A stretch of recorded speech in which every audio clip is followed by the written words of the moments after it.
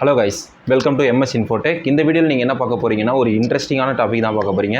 ஒரு இதிகாச கதை, அதாவது முருகன் அப்படின்ற தமிழ் கடவுள் வந்து எங்கே பிறந்தார், தமிழ்நாட்டுக்கு எப்படி வந்தார், அந்த காலத்தில் அதாவது 5th செஞ்சுரியில் அவர் பண்ண சாதனைகள் என்ன, ஸோ எதனால் தமிழ் மக்கள் வந்து அவர் அந்தளவுக்கு போற்றி வணங்குறாங்க.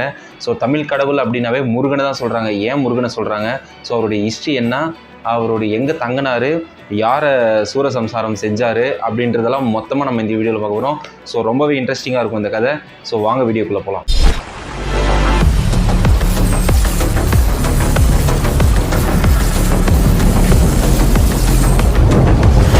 அதாவது தமிழ் கடவுள் அப்படின்னு சொன்னாவே நமக்கு ஞாபகம் வருது முருகர் தான்.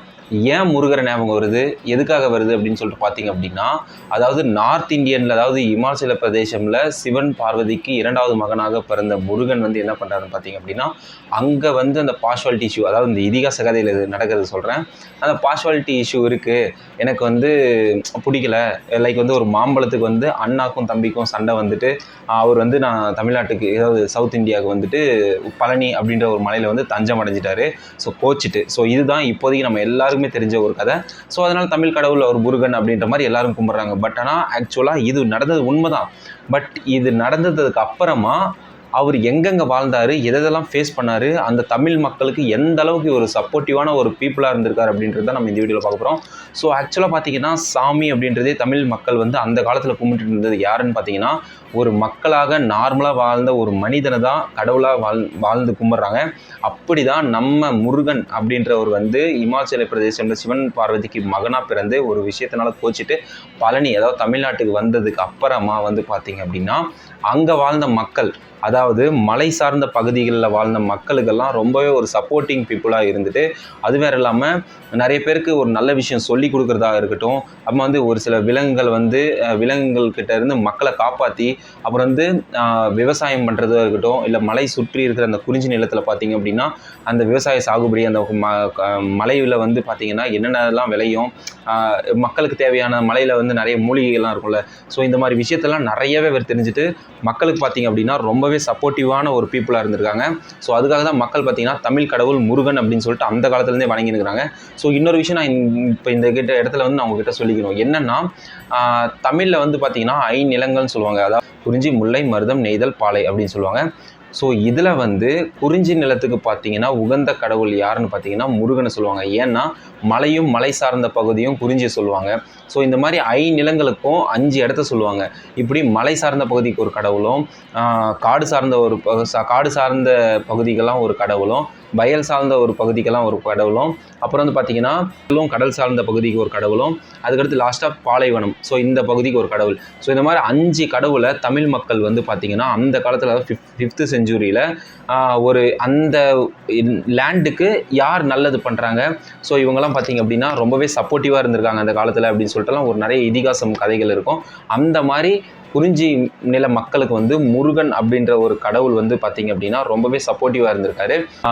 சூரபத்மன், நரகாசுரன், அப்புறம் பார்த்திங்கன்னா சூரியமுகன், இவங்க 3 பேரும் பார்த்திங்கன்னா பே ஆஃப் பெங்கால் சைடெல்லாம் அந்த இருக்கும் பார்த்திங்களா, அந்த இடத்துல வந்து ஆட்சி புரிஞ்சு வராங்க. ஒரு சில நிலங்களை, அதாவது கடலுக்கு அடியில் அவங்க வந்து ஆட்சி புரிஞ்சிட்டு வராங்க. அந்த பட்சத்தில் பார்த்திங்க அப்படின்னா தமிழ்நாட்டுக்கிட்ட வந்து அந்த பழனி அந்த ஊர் அந்த சைடு பார்த்திங்கன்னா மலை சார்ந்த பகுதிகளெலாம் இருக்கிற மக்களை அடிமைத்தனம் படுத்தினோம். அப்புறமா அங்கே இருக்கிற மக்களை கடத்தி கொண்டு போயிட்டு நிறைய பேரை வந்து சித்திரவதை பண்ணுறது, அங்கே போயிட்டு வேலை வாங்குறது, இந்த மாதிரிலாம் அந்த காலத்தில் எல்லாருக்குமே நடந்திருக்கிறதுன்றது எல்லாருக்குமே தெரியும். ஸோ இந்த மாதிரி விஷயம் தான் அந்த குறிஞ்சி நில மலையில் வந்து நடந்துனுக்குது. அந்த இடத்துல நம்ம ஹீரோவான முருகன் வந்து இருக்கார் அப்படின்றது அவங்களுக்கு தெரியல. பாவம் என்ன பண்ணார் அப்படின்னு சொல்லிட்டு பார்த்துட்டு இருந்தார், நடக்கிறது நடக்கட்டும் பார்த்துக்கலாம் அப்படின்னு சொல்லிட்டு.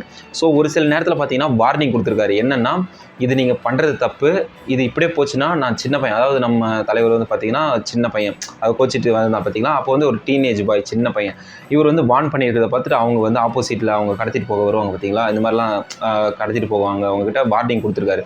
இதை நீங்கள் இப்படியே பண்ணிட்டு இருந்தீங்கன்னா இது வேறு மாதிரி போகும், நான் சண்டைக்கு வருவேன், அதாவது போருக்கு வருவேன் அப்படின்னு சொல்லிட்டு ஓப்பன் ஸ்டேட்மெண்ட்டாக சொல்லியிருக்காங்க. அந்த காலத்தில் இவங்க வந்து சிரிச்சுட்டு அதை வந்து பெருசாக எடுத்துக்காமல் அங்கே இருக்கிற மக்களை வந்து கடத்திட்டு போயிடுறாங்க. இந்த பட்சத்தில் நம்ம தலைவருக்கு ஒரு சில கேங்கு யாருன்னு பார்த்தீங்கன்னா அவர் ஏஜில் இருக்கிற மட்டும் இல்லாமல் அவர் நல்லது பண்ணுறாரு, அவர் அந்த அளவுக்கு அறிவாக இருக்காருன்றது தெரிஞ்சு இவங்களுக்கு மேல் வயசில் இருக்கிறவங்க கூட பார்த்தீங்கன்னா இவர் சொல்கிறதான் கேட்கணும் அப்படின்ற அளவுக்கு அந்த குறிஞ்சி நில மக்கள் வந்து அடிமை ஏறுறாங்க.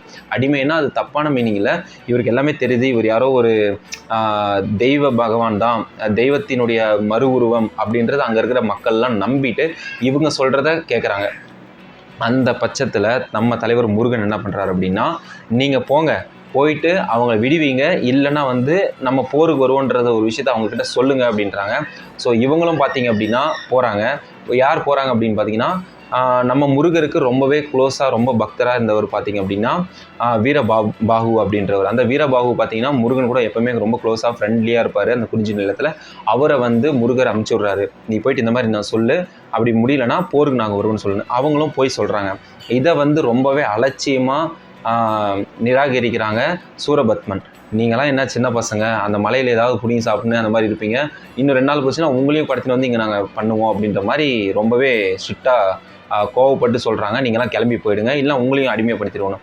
யாரை நீங்கள் அடிமைப்படுத்துறீங்கன்னு சொல்லிட்டு அங்கே போன வீரபாகு வந்து அதுக்கு முன்னாடி அங்கே வந்து அடிமையாக படுத்தியிருந்த மக்களெல்லாம் அவங்கள அடித்து தும்சம் பண்ணிவிட்டு அங்கே இருக்கிற மக்களை கூட்டிகிட்டு வந்துட்டு திருப்பியும் நம்ம தலைவர்கிட்ட வந்துடுறாங்க, முருகர்கிட்ட. ஸோ வந்த உடனே என்ன சொல்கிறாங்கன்னா, இவங்க வந்து கேட்குற மாதிரி இல்லை, நான் எவ்வளோ ஆனஸ்ட்டாக சொன்னேன் கேட்கல, இவங்க கிட்ட நான் போர் பண்ணி தான் அந்த மக்களை கூப்பிட்டு வந்தேன், என்ன பண்ணலான்னா ஒன்றுமே பண்ண வேணாம், போருக்கு போகலாம் அப்படின்னு சொல்லிட்டு முருகர் ஒரே அடியாக அடிச்சிட்டாரு. போகலாம், அவங்களுக்கு அமுச்சுடுங்க, நம்ம வரோன்னு சொல்லுங்கள் அப்படின்னு சொல்லிட்டு. ஸோ அப்புறமா வந்து பார்த்திங்கன்னா அந்த காலத்தில் அந்த ஓலைச்சுவடி அந்த ஒரு பறவை மூலயமாலாம் தூது அனுப்புவாங்க பார்த்திங்கன்னா, அந்த மாதிரி ஒரு இதை வந்து நம்ம தலைவர் வந்து அவங்களுக்கு அனுப்பிச்சிடுறாங்க, நாங்கள் இந்த இடத்துக்கு வந்து நாங்கள் போருக்கு வரோம், நீங்கள் வாங்க அப்படின்னு சொல்லிட்டு. ஸோ அதுக்கப்புறமா பார்த்திங்கன்னா இவங்க இந்த படையும் கிளம்பி போகுது. அதாவது படை என்னவனே எனக்கு இன்னொன்று ஞாபகம் வருது, 6 படைன்னு சொல்லுவாங்க பார்த்தீங்களா. அந்த 6 படையும் பார்த்திங்கன்னா தமிழ்நாட்டில் இந்த முருகர் அவங்களுடைய கேங்கு இவங்க எல்லாருமே சேர்ந்து ஒவ்வொரு ஊர்லேயும் தஞ்சம் அடைஞ்சு கொஞ்சம் கொஞ்சமாக போயிட்டு அவங்கள தாக்குனதுக்கான ஒரு அடையாளம் தான் இந்த 6 படை கோயிலுன்றாங்க. அந்த 6 படையும் முடிச்சுட்டு அவர் போகிறாரு. இப்போ அங்கே போய் பார்த்தீங்க அப்படின்னா சூரபத்மன், அப்போ வந்து தரகாசுரன், அப்போ வந்து சூரியமுகன் வந்து ரொம்பவே நல்லவன். சூரியமுகன் என்ன சொல்கிறான்னு பார்த்தீங்கன்னா சூரபத்மன் கிட்ட, இந்த மாதிரி வந்து அவங்கள பற்றி நான் கேள்விப்பட்டேன், தூதனை அனுப்பிச்சு விசாரித்தேன், இவங்களுக்கு ஏதோ தெய்வ சக்தி இருக்கிற மாதிரி ஃபீல் பண்ணுறாங்க, அவர் ரொம்பவே சக்தி வாய்ந்தர் அப்படின்றதெல்லாம் சொல்கிறாங்க. ஸோ இப்போதைக்கு நமக்கு இந்த போர்ன்றது வேணான்னு எனக்கு தோணுது, ஸோ இது வேணாம் அப்படின்னு சொல்லிட்டு அந்த 3 பேரில் 3ஆவதாக இருக்கிற வந்து ஃபஸ்ட்டு அந்த சூரபத்மன் கிட்ட சொல்கிறாங்க. ஆனால் சூரபத்மன் வந்து கேட்குற மாதிரி இல்லை, நீ என்ன எனக்கு அட்வைஸ் பண்ணுறது, சின்ன பசங்க அவங்கள நான் பார்த்துக்கிறேன் அப்படின்னு சொல்லிட்டு அந்த சூரியமுகன் சொல்கிறத கூட கேட்காம சண்டைக்கு போகலான்னு முடிவு பண்ணுறாங்க. முருகர் என்ட்ரி ஆனோடனே பார்த்தீங்கன்னா யாரை தாக்குறான்னு பார்த்தீங்கன்னா ஃபஸ்ட்டு அந்த 2ஆவதாக சொன்னோம் பார்த்தீங்களா, அந்த தாரகாசுரன் அப்படின்னு சொல்லிட்டு அவங்கள அடித்து தும்சம் பண்ணுறாங்க. அதை கேட்ட சூரபத்மன் வந்து செம்ம ஷாக் ஆகிறார். அதாவது தாரகாசுரன் வந்து ரொம்பவே சக்தி வாய்ந்தவன், அவனை எப்படி இந்த சின்ன பசங்க போரில் வந்து ஜெயிச்சுட்டு வின் பண்ணியிருக்காங்க, இது ரொம்பவே நம்ப முடியாமல் இருக்குது, ஹிஸ்ட்ரி என்னவேன்னு தெரியலையே அப்படின்னு சொல்லிட்டு யார் ஷாக் ஆகிறோன்னா சூரபத்மன் வந்து ரொம்பவே ஷாக் ஆகிறாங்க. ஸோ ரொம்பவே சூரபத்மன் அந்த நேரத்தில் ரொம்ப கோபமும் அடைகிறாரு, இவங்களை நான் பார்த்துக்கிறேன் அப்படின்னு சொல்லிட்டு சூரபத்மன் வராரு, முருகரும் வராரு. இவங்க 2 பேரும் சேர்ந்து ஒரு போர் பண்ணுற இன்பிட்வீன் கேப்பில் முருகருக்கு வந்து இமாச்சல பிரதேசத்தில் இருக்கிற பத்மாவதி அம்மையார் வந்து ஒரு வேல் கொடுக்குறாங்க. என்ன வேல்னா முருகர் கையில் இருக்கும் பார்த்தீங்களா அந்த வேல். அதாவது சூரபத்மனை வந்து நீ சூரசம்சாரம் பண்ண போகிற, இந்த வேலை வந்து நீ துணையாக வச்சுக்கோ அப்படின்னு சொல்லிட்டு அந்த வேலை கொடுக்குறாங்க. அதுதான் நம்ம வந்து தைப்பூசம் அப்படின்ற ஒரு திருநாளாக கொண்டாடுறோம். அந்த வேல் கொடுத்த அன்னைக்கு தான் தைப்பூசம் அப்படின்றது நம்ம தமிழ் மக்கள் வந்து கொண்டாடுற ஒரு நாள். ஸோ அதுதான் தைப்பூசம். அண்ட் தென் பார்த்திங்கன்னா இந்த வேலை வச்சுட்டு சூரசம்சாரம் வந்து சூரபத்திரனை நம்ம முருகர் பண்ணுறாரு. அது கூட பார்த்திங்கன்னா அங்கே இருக்கிற ஆளுங்களாம் அடித்து தும்சம் பண்ணிட்டு அப்புறமா பார்த்திங்கன்னா அந்த சூரபத்மன் வந்து ஒரு மலையில் போயிட்டு தஞ்சம் அடைஞ்சிடறாரு. தஞ்சம் அடைஞ்சிட்டு இவர் எங்கே போனாருன்னு தெரியலும் போது மலையில் இருக்கிறது தெரிய வருது. அந்த மலையில் இருக்கும்போது பார்த்திங்கன்னா தாயார் கொடுத்த அந்த வேல் இருக்குது பார்த்திங்களா, அதை வந்து அந்த மரத்துக்கு விட்டுட்டு 2ஆக மரம் வந்து பொலருது. அதில் வந்து அந்த சூரபத்மன் இருக்கான். அப்போ வந்து அவனை போரில் வந்து வெற்றி கொள்கிறார். ஸோ இந்த வெற்றி கொள்ளும் போது தான் பார்த்திங்க அப்படின்னா சேவலும் அண்ட் தென் பார்த்திங்கன்னா மயிலும், இது 2ம் வந்து அந்த மரத்தில் இருக்கிற மாதிரி சொல்லிவிட்டு அவங்களும் சேர்ந்து இதுக்கு ஹெல்ப் பண்ணாங்க. அப்படின்றதுனால தான் முருகனுடைய வாகனம் அண்டு வந்து அவருடைய செல்ல பிராணி அப்படின்னு சொல்லிட்டு அந்த சேவலையும் மயிலையும் சொல்லுவாங்க, தாயார் கொடுத்த வேல், இது 3 தான் முருகனுக்கு அடையாளமே. அண்ட் தென் பார்த்திங்கன்னா மலையும் மலை சார்ந்த இடமும் முருகனுக்கு ஒரு அடையாளம். ஸோ இது தாங்க சூரபத்மனை வந்து முருகன் சூரசம்சாரம் செஞ்ச ஹிஸ்ட்ரி, இதுதான் மெயினாக நடந்தது. ஸோ இதனால தான் தமிழ் மக்கள் வந்து அந்த காலத்தில் தமிழ் மக்களை அடிமையாக வச்சுருந்த ஒரு சில ஆட்சியர்களை வந்து முருகர் வந்து சூரசம்சாரம் செஞ்சு மக்களை வந்து காப்பாற்றினார். அதுவும் வேறு இல்லாமல் முருகர் வந்து மலைக்கு மேலே இருக்கும்போது அவங்களுக்கு ரொம்பவே ஒரு ஃப்ரெண்டு யாருன்னா இடுமன் அப்படின்றவன். இடுமன் வந்து ரொம்பவே க்ளோஸு.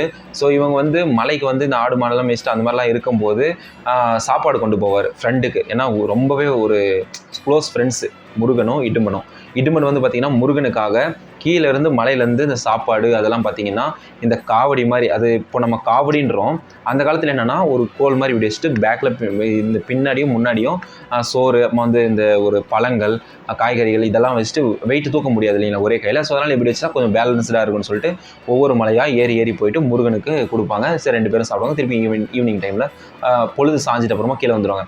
ஸோ அப்படி ரெகுலராக பண்ணிட்டு இருக்கும்போது தான் பார்த்திங்க அப்படின்னா இடும்பன் வந்து முருகன்கிட்ட ஒரு நாள் கேட்குறாரு. அதாவது சூரபத்மன் வந்து சூரசம்சாரம் செஞ்சுட்டு அப்புறமா இந்த விஷயம் நடக்கிறது. ஸோ இந்த மாதிரி வந்து நான் வந்துட்டு இருக்கிறேன், நானும் உனக்கு வந்து டெய்லியும் எடுத்துகிட்டு வரேன், நம்ம 2 பேரும் ஒன்றா இருக்கும். ஸோ இதே மாதிரி நான் உன்னை பார்க்க வரும்போது நான் எவ்வளோ சந்தோஷத்தில் நான் வரணும், அதே மாதிரி பிற்காலத்தில் நம்ம தமிழ் மக்கள்லாம் பார்த்தீங்கன்னா உனக்கு இப்போவே அவ்வளோ ஃபேன் பேஸ் அந்த காலத்துலேயே இருக்குது. ஃபேன் பேஸ்ன்னு சொல்கிறாங்க, ஃபேன் கேங்குன்னு சொல்கிறாங்க. ஸோ இந்த மாதிரிலாம் இருக்குது. ஃப்யூச்சரில் நீ ஒரு கடவுளாக ஆகிட்ட அப்படின்னா உன்னை தேடி இந்த காவடி அப்படின்ற ஒரு பேரோட ஒரு காவடியை வச்சுட்டு உன்னை தேடி மேலே வந்தாங்க அப்படின்னா அவங்களுக்கெல்லாம் நீ எனக்காக நீ அவங்களுக்கெல்லாம் அருள் புரியணும் அப்படின்னு சொல்லிட்டு இடுமன் வந்து முருகர்கிட்ட ஒரு கோரிக்கை விட்டுறாரு. முருகரும் பார்த்தீங்க அப்படின்னா அதில் போய் என்ன இருக்குது, அது அப்படியே ஆகட்டும்னு சொல்லிட்டு ஒரு ப்ராமிஸ் பண்ணுறாரு. ஸோ அதனால தான் பார்த்தீங்கன்னா நம்ம தமிழ் மக்கள்லாம் வந்து அந்த காவடி அப்படின்றத வந்து தூக்கிட்டு போவாங்க. பூக்காவடின்னுவாங்க, ஒரு சில பேர் அந்த இன்னொரு காவடின்னு சொல்லுவாங்க, பால் காவடி, பூக்காவடி இந்த மாதிரிலாம் சொல்லுவாங்க. ஸோ அந்த காலத்தில் இடுமன் வந்து முருகனுக்காக அந்த மலைக்கு மேலே போகும்போது சாப்பிட்றதுக்கான ஒரு பொருள்லாம் வச்சுட்டு போனது தான் அந்த பேஸுக்காக ஒரு வச்சுட்டு போனது தான் அந்த காவடி. ஸோ இடுமனும் முருகர்கிட்டேருந்து ஒரு வாக்கை வாங்கிறாரு. ஸோ இதே மாதிரி பீப்புள்ஸும் வந்தாங்கன்னா அவங்களுக்கு நீ அருள் புரியணும் அப்படின்னு சொல்லிட்டு அதில் போய் என்ன ஆகுது பண்ணிடலாம் அப்படின்னு சொல்லிட்டு முருகரும் சொல்லியிருக்காரு. ஆக்சுவலாக பார்த்திங்க அப்படின்னா நம்ம தமிழ் மக்கள் தான் பார்த்திங்கன்னா இருக்கிற ரியாலிட்டிக்கான காடை கும்பிட்றதுல ரொம்பவே ஸ்பெஷலிஸ்ட்டு. ரொம்ப பாரம்பரியமும் நம்ம தமிழர்கள் தான் ஃபாலோ பண்ணுறது. ஏன் நான் இதை சொல்கிறேன்னா, ஐநிலங்களான ஒவ்வொரு இடத்துக்கும் ஒவ்வொரு கடவுள் இருக்காங்க. சூரியன், சந்திரன், அப்போ வந்து நிலத்துக்கு, கடலுக்கு, ஸோ இந்த மாதிரி இந்திர பகவான், வருணை, அதாவது மலை வந்துச்சுன்னா அந்த வருண பகவான், ஸோ இந்த மாதிரிலாம் நிறையா இருக்காங்க. ஆனால் இப்போ தமிழ் மக்கள் வந்து பார்த்திங்க அப்படின்னா குறிஞ்சி நில மக்கள் கடவுளான, அதாவது மலைக்கும் மலை சார்ந்த பகுதிகளுக்கும் இருக்கிற கடவுளான முருகனை மட்டும்தான் மேக்ஸிமம் எல்லாரும் வணங்குறாங்க. மற்ற கடவுளெல்லாம் இப்போதைக்கு எங்கேயுமே இருக்கிற மாதிரி நானும் பார்க்கல. சூரிய பகவானுக்கும் தனியாக கோவிலில், வருணைக்கும் கோவிலில், ஸோ இந்த மாதிரி வந்து தனித்தனியாக ஒரு இந்திரனுக்கும் அந்த மாதிரி கோயிலெலாம் இருக்கிற மாதிரி எங்கேயும் தெரியல. ஆனால் நம்ம தமிழ் மக்கள் வந்து முருகனை மட்டும் நல்லா அந்த சங்க கால தமிழர் அப்படின்னு சொல்கிறத இப்போ வரையும் பாரம்பரியம் ஃபாலோ பண்ணுறாங்க நம்ம முருகனை வழிபட்டு. ஸோ இதை மாதிரி இந்திரனையும் வருண பகவானையும் இவங்களெல்லாம் கும்பிட்டா கூட ரொம்பவே நல்லாயிருக்கும். ஸோ இவங்க தான் ரியாலிட்டிக்கான காடுங்க. அதுவும் வேறு இல்லாமல் பார்த்திங்கன்னா அந்த காலத்தில் இமாச்சல பிரதேசத்தில் சிவன், பார்வதி, விஷ்ணு இவங்கெல்லாம் இருந்தது ஓகே, அதெல்லாம் ஹிஸ்ட்ரிக்கல், அது இருக்குது. பட் நம்ம தமிழ் கடவுளில் வந்து அந்த இடத்துலேருந்து நம்ம தமிழ்நாட்டுக்கு வந்து தஞ்சம் புரிஞ்சு இங்கே இருக்கிற மக்களுக்கு சப்போர்ட்டிவாக இருந்து ஒருத்தர் உதவிட்டு ஒரு 5 பேரில் தமிழ் கடவுளாக மாறி இருக்காருன்னா அவர் முருகர் தான். ஸோ அவரை வழிபடுறதுல ரொம்பவே பெருமையாக இருக்குது. அண்ட் தென் பார்த்திங்க அப்படின்னா அந்த 5th செஞ்சுரியில் இந்த கதைலாம் நடந்தது. அதுக்கப்புறமா 15th செஞ்சுரி அண்ட் 18th செஞ்சுரிலாம் வந்து இங்கே இருக்கிற தமிழ் மக்கள் வந்து பல நாடுகளுக்கும் பல தேசங்களுக்கும் குடிபெயர்றாங்க. அப்படி குடிபெயரும் போது தான் பார்த்திங்கன்னா மலேசியா, ஸ்ரீலங்கா, சிங்கப்பூர் இந்த இடத்துல நம்ம தமிழ் பீப்புள்ஸ் வந்து அப்போ அந்த காலத்தில் போனனால இந்த தைப்பூசம் நான் இப்போ உங்களுக்கு சொன்ன பார்த்தீங்கன்னா அந்த தாயார் வந்து வேல் கொடுத்த நாள் வந்து தைப்பூசம் கொண்டாடுவாங்கன்னு. அந்த தைப்பூச நாளை வந்து அந்த தமிழர் வந்து அந்த ஊருக்கு போயிட்ட அப்புறம் கூட எங்களுடைய பாரம்பரிய கடவுள் முருகனுடைய இந்த நாள் தைப்பூசம்னு சொல்லிட்டு ஒரு சில கோரிக்கைகளையும் வேண்டதுலையும் ஒரு சின்ன இடத்துல அந்த வேலை வச்சு கும்பிட்டனால தான் இப்போது மலேசியாவில் அந்த அளவுக்கு ஒரு பெரிய கோயிலாக இருக்குது, சிங்கப்பூரில் கோயிலாக இருக்குது, ஸ்ரீலங்காவில் கோயிலாக இருக்குது. தமிழ்நாட்டில் நம்ம இந்தியாவில் பார்த்திங்க அப்படின்னா சவுத் சைடு தான் மேக்ஸிமம் வந்து முருகனை கும்பிட்றாங்க. நார்த் சைட்லாம் பார்த்திங்கன்னா மேக்ஸிமம் விநாயகர், மகாதேவ் அதாவது சிவன், அப்புறமா விஷ்ணு, ஸோ இந்த மாதிரி கும்பிட்றாங்க. தமிழ்நாட்டில் வந்து பார்த்திங்கன்னா விஷ்ணு, முருகன் இவங்க எல்லாருமே கும்பிட்றாங்க. But maximum peoples of Indians வந்து எங்கே கும்பிட்றாங்கன்னா சவுத் சைடில் தான் கும்பிட்றாங்க. அதர்ஸ் ஆஃப் வியூ என்னன்னு பார்த்திங்க அப்படின்னா மலேசியா, சிங்கப்பூர், ஸ்ரீலங்காலாம் தமிழ் கடவுளான முருகனை வந்து இப்போ வரைக்கும் வழிபட்டுருக்கிறாங்க. ஸோ இது ரொம்பவே ஒரு ப்ரௌடான மூமெண்ட் தமிழ் மக்களுக்கு. ஸோ இந்த கதை உங்களுக்கு ரொம்பவே பிடிச்சுன்னு நினைக்கிறேன். இந்த கதைலாம் பார்த்திங்கன்னா ஒரு மித் அப்படின்ற மாதிரி கூட இல்லைங்க, இதிகாசத்தில் வந்து நிறைய பேரால் எழுதப்பட்டிருக்கு.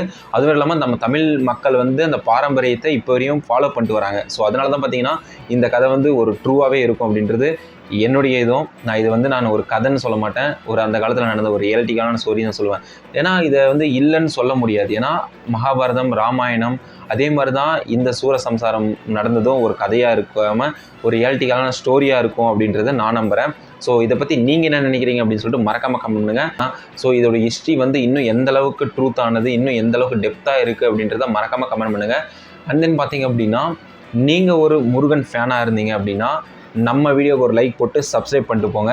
இன்னொரு நல்ல வீடியோவில் பார்ப்போம். Until tata by.